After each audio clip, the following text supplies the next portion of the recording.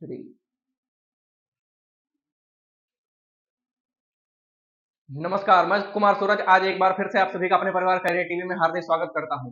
जैसा कि वर्दी सीरीज जीके जीएस का प्रैक्टिस सेट नंबर 2 आज हम आप सभी के लिए लेकर आए हैं। तो देखते हैं हमारा पहला क्वेश्चन। तो आज का जो हमारा पहला क्वेश्चन है वह क्वेश्चन है, विश्व बैंक की उद्योग सहजादा सूचांक 2018 की सूची में भारत का स्थान कौन सा था? क्या है? विश्व बैंक की उद्योग सहजता सूचांक 2018 की जो सूची थी उसमें भारत का कौन सा स्थान आया था? तो कौन सा आया था स्थान? ए 50वां स्थान आया था, 150वां स्थान आया था, या 200वां स्थान था, या फिर 100वां स्थान था? तो इस सूची में भारत का स्थान था 100वां। ऑप्शन ए, ऑप्शन डी बिल्कुल राइट हो जाएगा। हमारा अगला क्वेश्चन, आज का जो हमारा अगला क्वेश्चन है वह है, ईस्ट अफ्रीकन कैंपेन में भारतीय सैनिकों के बलिदान के सम्मान में एनडीए के प्रशासनिक मुख्यालय को ब्लॉक का नाम दिया गया। जो एनडीए का प्रशासनिक ब्लॉक है उसको कौन सा नाम दिया गया था? तो कौन सा नाम दिया गया था? केन्या, तंजानिया, सूडान या युगांडा? तो क्या होगा इसमें? कहां पर कौन सा, यानी कि जो ब्लॉक है उसको कौन सा नाम दिया गया? तो उसको नाम दिया गया था सूडान, नाम दिया गया था। कौन सा नाम? सूडान नाम दिया गया था। अब बात आती है यहाँ पे कि सूडान जो देश है उसकी राजधानी क्या है? तो सूडान की राजधानी क्या है? खार्तूम। सूडान की राजधानी इसकी क्या हो जाएगी? खार्तूम, खार्तूम हो जाएगी। और सूडान में मुद्रा चलती है तो कौन सी मुद्रा चलती है? तो यहाँ पे क्या है? सूडान की मुद्रा क्या है? सूडान के सूडानी पाउंड। क्या है? सूडानी सूडानी पाउंड। सूडान में जो मुद्रा चलती है उसका नाम क्या है? उसका नाम है सूडानी पाउंड। और सूडान की राजधानी, उसकी राजधानी हो जाएगी खार्तूम। बिल्कुल राइट हो जाएगी। अगला क्वेश्चन, अगला जो क्वेश्चन है, टी20 अंतरराष्ट्रीय क्रिकेट में 51 गेंदों में 103 रन बनाने वाली पहली भारतीय महिला कौन थी? टी20 अंतरराष्ट्रीय क्रिकेट में 51 गेंदों में 103 रन बनाने वाली पहली भारतीय महिला कौन थी, या किसने बनाया था सबसे पहले 51 गेंदों में 103 रन? तो किसने बनाया था? ए अंजलि भागवत ने बनाया था, बी हरमनप्रीत कौर ने बनाया था, सी अंजू बाबी जॉर्ज, डी अनुराधा बिस्वाल। तो किसने बनाया था 51 गेंदों में 103 रन? तो बनाया था हरमनप्रीत कौर ने। किसने? हरमनप्रीत कौर ने, जो कि वर्तमान में भारतीय टीम, महिला टीम की कैप्टन भी हैं। वर्तमान भारतीय महिला टीम, भारतीय महिला क्रिकेट टीम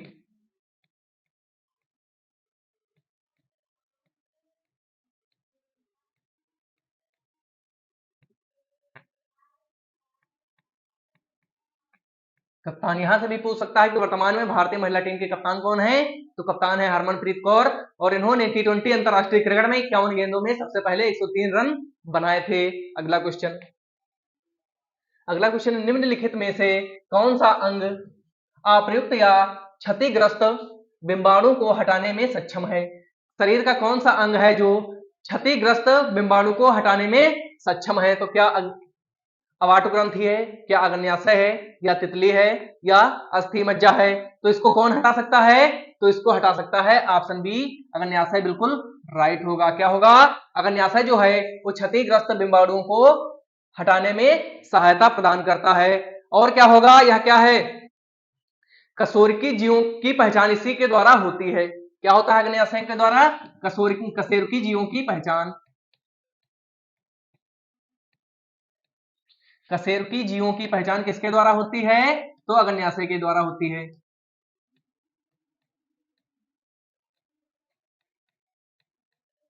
कशेरुकी जीवों की पहचान किसके द्वारा होती है?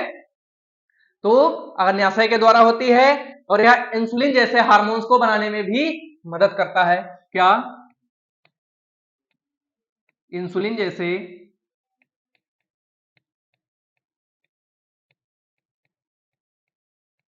हार्मोन्स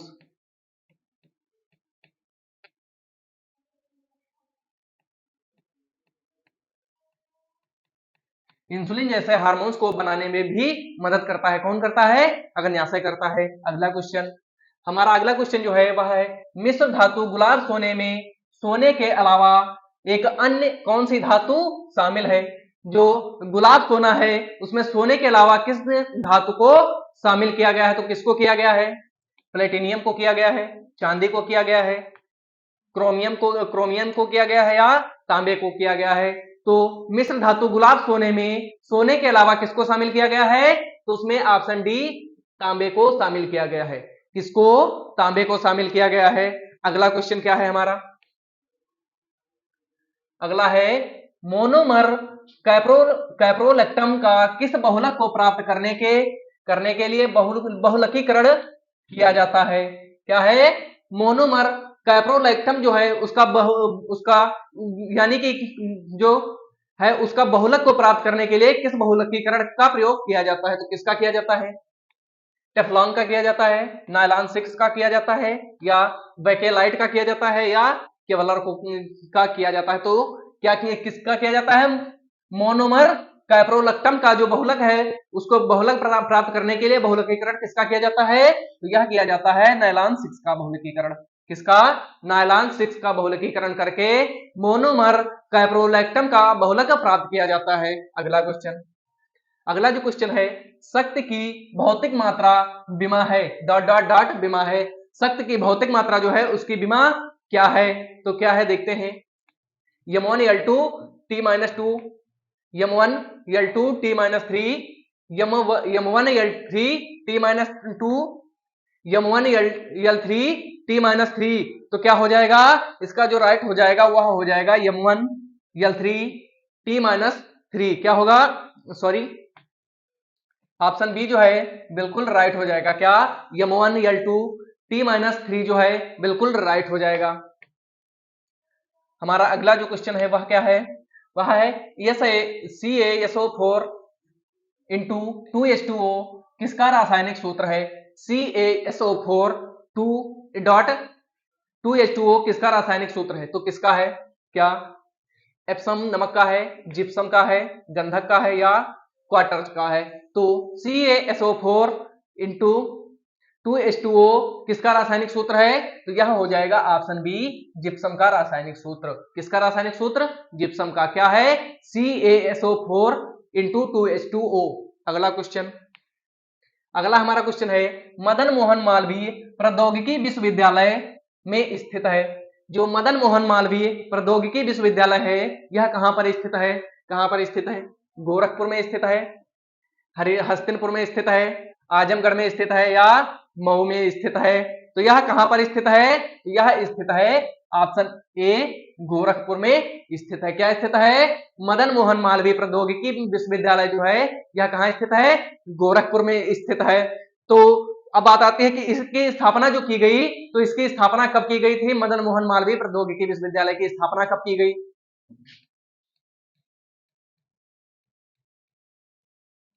इसकी जो स्थापना की गई थी तो कब की गई थी? तो इसकी स्थापना की गई थी 1962 ईस्वी में। कब?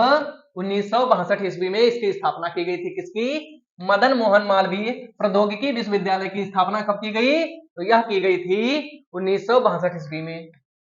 और यहाँ पे क्वेश्चन बन सकता है कि इसका जो मदन मोहन मालवीय प्रौद्योगिकी विश्वविद्यालय है इसका पुराना नाम क्या है? तो इसका पुराना नाम क्या है? तो इसका जो पुराना नाम था,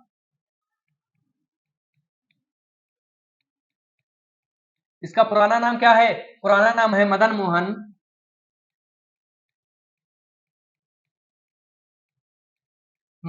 Malviya engineer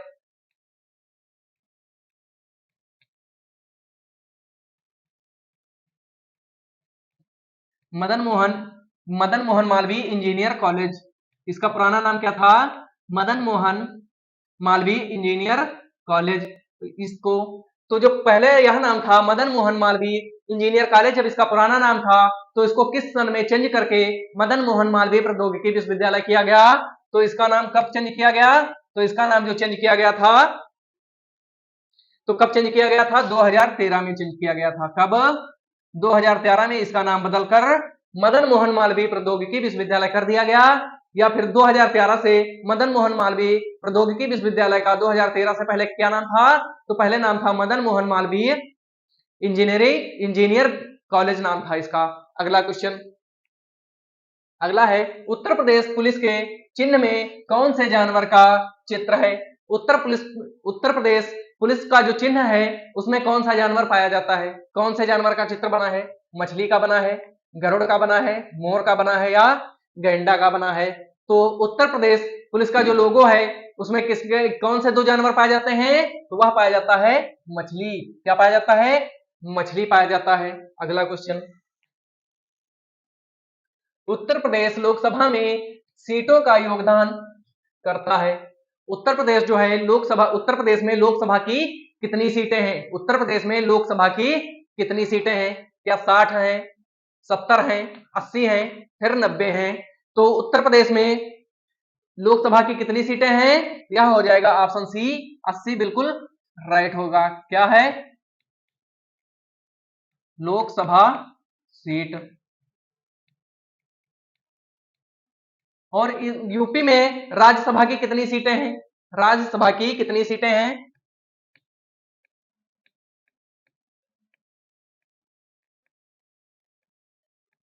Rajya Sabha seat UP में कितनी हैं? तो यह हो जाएंगी कितनी? 30। लोकसभा कितनी है? 80। और विधानसभा की जो सीटें हैं वह यूपी में कितनी हैं? विधानसभा की सीटें, विधानसभा सीट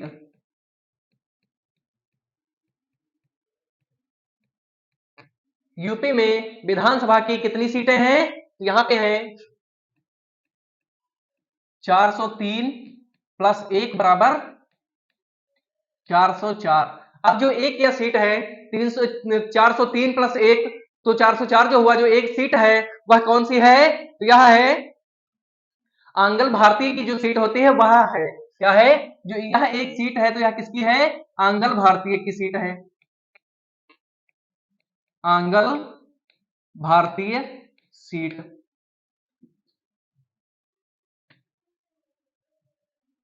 आंगल भारतीय सीट।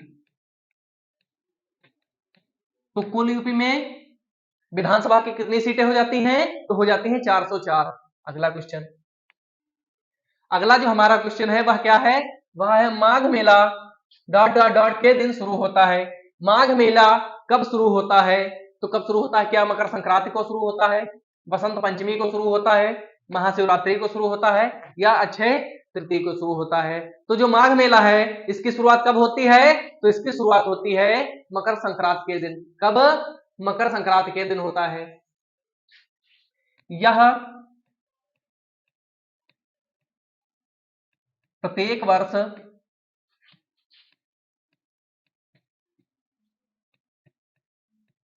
14 या 15 जनवरी को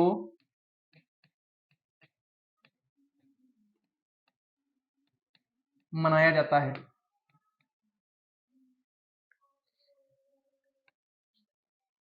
14 या 15 प्रत्येक वर्ष 14 या 15 जनवरी को होता है। क्या होता है? माघ मेला। इसकी शुरुआत किस दिन होती है? यह होती है मकर संक्रांति के दिन। कब होती है माघ मेले की शुरुआत? मकर संक्रांति के दिन। यह कब मनाया जाता है? हर प्रत्येक वर्ष 14 या 15 जनवरी को मनाया जाता है। अगला क्वेश्चन, कवि संत कबीर का जन्म और पालन पोषण किस शहर में हुआ था? जो संत कबीर जी हैं उनका जन्म और उनका पालन पोषण कहां पर हुआ था? तो उनका पालन पोषण और उनका जन्म कहां पर हुआ था? कानपुर में, मथुरा में, वाराणसी में या अयोध्या में? तो इनका पालन पोषण जो हुआ था कहां पर हुआ था? तो इनका जो पालन पोषण है यह हुआ था वाराणसी में। कहां पर? वाराणसी बिल्कुल राइट हो जाएगा। और जो संत कबीर जी हैं, कौन? कबीर, कबीर जी जो हैं यह किस काल के कवि थे? जो कबीर जी हैं यह किस काल के कवि थे? तो भक्ति काल के कवि थे। किस काल के? भक्ति काल के कवि थे। भक्ति काल में किस शाखा के कवि थे? ज्ञानाश्रयी और निर्गुण शाखा के। किस शाखा के? ज्ञानाश्रयी और निर्गुण, निर्गुण शाखा के कवि थे। किसके?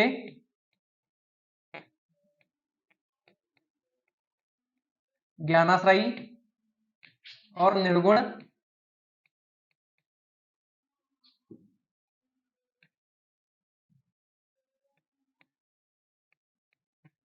निर्गुण शाखा के कवि थे। जो कबीर जी हैं किस शाखा के कवि थे? भक्त काल के कवि थे और ज्ञानाश्रयी और निर्गुण शाखा के भी कवि थे। अगला क्वेश्चन, अगला है लखनऊ घराने की नींव उस्ताद द्वारा रखी गई। लखनऊ घराने की जो नींव है वह किसके द्वारा रखी गई थी? तो इसकी नींव किसके द्वारा रखी गई थी? लखनऊ घराने की नींव किसके द्वारा रखी गई थी? यह रखी गई थी बालू खान के द्वारा। किसके द्वारा? लखनऊ घराने की नींव बालू खान के द्वारा रखी गई थी। बालू खान कौन था? बालू खान जो था वह कौन था? तो कौन था यह? वाजिद अली,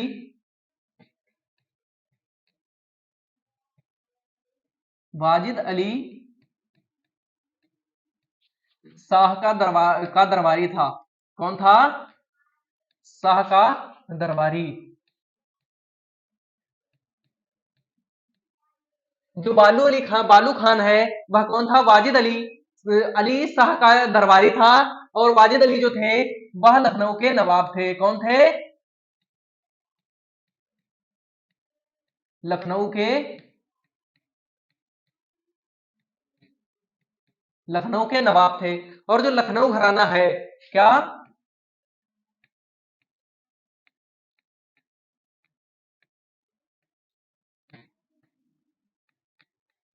लखनऊ घराना क्यों प्रसिद्ध था?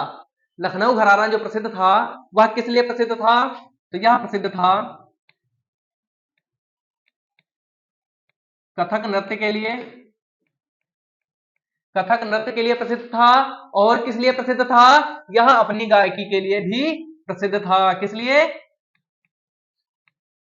गायकी के लिए भी प्रसिद्ध था। जो लखनऊ घराना था यह किसके किसके लिए प्रसिद्ध था? तो अपनी गायकी के लिए प्रसिद्ध था और कथक नृत्य के लिए भी प्रसिद्ध था। अगला क्वेश्चन, अगला जो है उत्तर प्रदेश पुलिस के आधिकारिक ध्वज में दो रंग होते हैं, लाल और कौन सा रंग होता है यहाँ पे? प्रश्नवाचक चिन्ह। तो उत्तर प्रदेश का जो आधिकारिक ध्वज है उसमें कितने रंग होते हैं? तो दो रंग होते हैं। कौन कौन से होते हैं? तो पहला तो लाल होता है और दूसरा रंग कौन सा होता है? हरा होता है, नीला होता है, पीला होता है या फिर नारंगी होता है। तो जो उत्तर प्रदेश का आधिकारिक ध्वज है उसमें लाल और हरा रंग होता है। कितने रंग? लाल और हरा रंग होता है। तो क्या होगा? ऑप्शन ए बिल्कुल राइट हो जाएगा। क्या होगा? उत्तर प्रदेश के आधिकारिक ध्वज में लाल और हरा रंग पाया जाता है। अगला क्वेश्चन, अगला है आमिर खुसरो द्वारा रचित कविता छाप तिलक सब छीनी किस भाषा में है? जो आमिर खुसरो द्वारा लिखी गई कविता छाप तिलक सब छीनी कविता है, यह किस भाषा में लिखी गई है? तो किस भाषा में लिखी गई है? भोजपुरी में, खड़ी बोली में, ब्रज भाषा में या उर्दू में लिखी गई है? तो यह किस भाषा में लिखी गई है? तो यह लिखी गई है ब्रज भाषा में। इसमें ब्रज भाषा बिल्कुल राइट हो जाएगा। क्या होगा? आमिर खुसरो द्वारा लिखी गई कविता छाप तिलक सब छीनी, छाप तिलक सब छीनी जो कविता है, जो कविता है यह कब लिखी गई? तो यह लिखी गई थी ब्रज भाषा में। कब? ब्रज भाषा में लिखी गई। बिल्कुल राइट होगा। और क्या होगा इसके बारे में? ब्रज भाषा में जो लिखी गई एक दूसरी कविता है आमिर खुसरो की, यह कब लिखी गई? जो आमिर खुसरो की दूसरी कविता है यह कौन सी है जो जिसको उन्होंने ब्रज भाषा में लिखा? तो यह कविता कौन सी है? तो यह है प्रेम अटिका, प्रेम अटिका गदवा, प्रेम अटिका गदवा। क्या है दूसरी कविता ब्रज भाषा की? प्रेम अटिका गदवा। क्या है? प्रेम अटिका गदवा। प्रेम अटिका जो गदवा है यह जो आमिर खुसरो के द्वारा लिखी गई एक दूसरी ब्रज भाषा की कविता है। किसकी कविता? ब्रज भाषा की कविता है। अब यहां पे बात करते हैं आमिर खुसरो की पुस्तक। अमीर खुसरो की और कौन कौन सी पुस्तकें हैं? आमिर खुसरो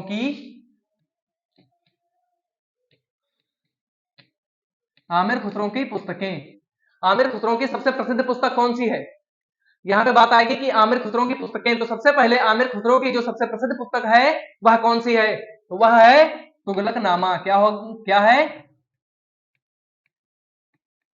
तुगलकनामा। आमिर खुसरो की जो सबसे प्रसिद्ध पुस्तक है वह कौन सी है? वह है तुगलकनामा। और दूसरी इनकी जो पुस्तक है वह कौन सी है? नूह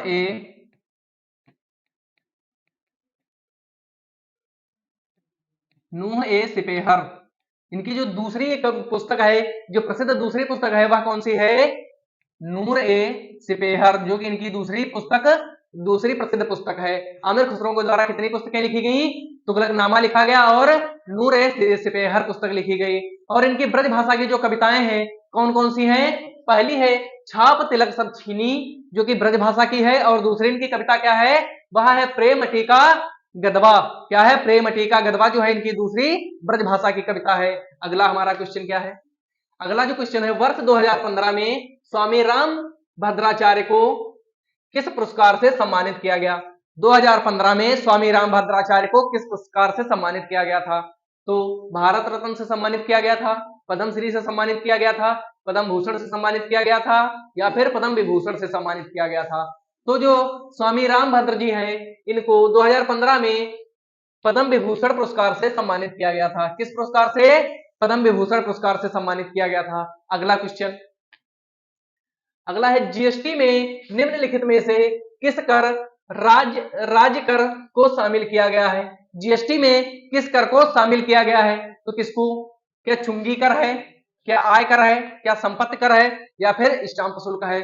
तो जीएसटी में किस कर को शामिल किया गया है? तो किसको शामिल किया गया है? वह कर कौन सा है? चुंगी कर बिल्कुल